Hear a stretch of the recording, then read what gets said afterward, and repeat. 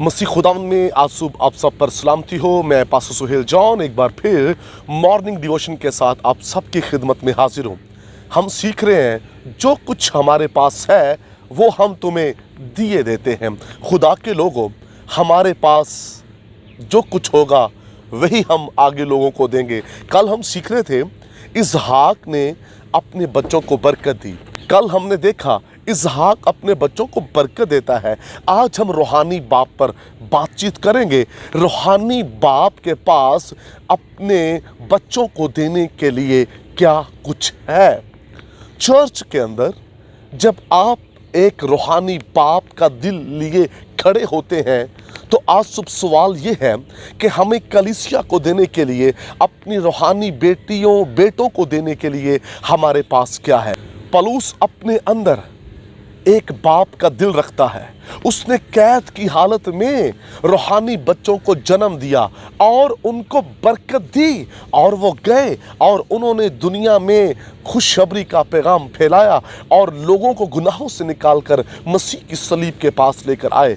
खुदा के लोगों, जब पौलुस अपनी रूहानी बच्चों को बरकत दे रहा है तो क्या आज का रूहानी बाप जो चर्च में खिदमत कर रहा है, क्या उसके पास बरकत है कि वो अपने बच्चों को दे? क्या उसके पास कुछ देने को है? अगर उसके पास कुछ देने को नहीं है तो वो एक अच्छा रूहानी बाप नहीं है। अपने बच्चों को देने के लिए रूहानी तौर पर बहुत कुछ होना चाहिए। हर एक बेटी और बेटे को देने के लिए उसके पास बरकत हो। क्या एक बाप अपने चर्च में से रूहानी तौर पर बच्चों को बरकत देकर खड़ा कर रहा है? क्या वो जगह ब जगह उनको खिदमत के लिए भेज रहा है? क्या रूहानी फलों से उसके बच्चे मामूर हैं? क्या उसने अपने बच्चों को बरकतें दी है? पौलुस तीमुथियुस अपने रूहानी फर्जंद को कहता है, जो बरकत, जो नेमत तुझको मिली है हमारे हाथ रखने से, उसको ऐसा चमका दे। खुदा के लोगों, रूहानी तौर पर जब हम बच्चों को जन्म देते हैं तो फिर हमारे पास उनको देने के लिए कुछ होना चाहिए।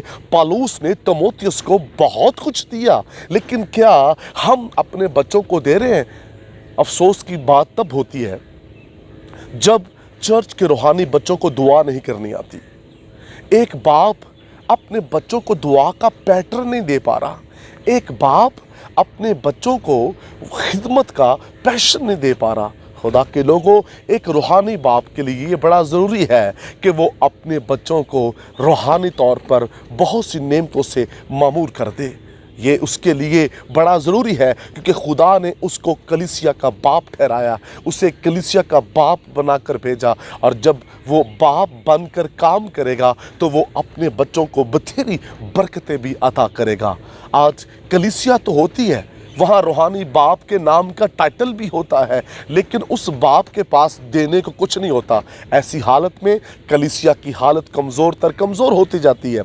ऐसी हालत में रूहानी जिनको हम फर्जंद कहते हैं वो किसी भी जगह पर डी ट्रैक हो सकते हैं, किसी भी जगह पर वो गुमराह हो सकते हैं। और अगर बाप के पास देने के लिए बहुत कुछ है तो वो कभी भी गुमराह नहीं होगा, खड़ा रहेगा। हमें अपने रूहानी फर्जंदों को कायम करना है।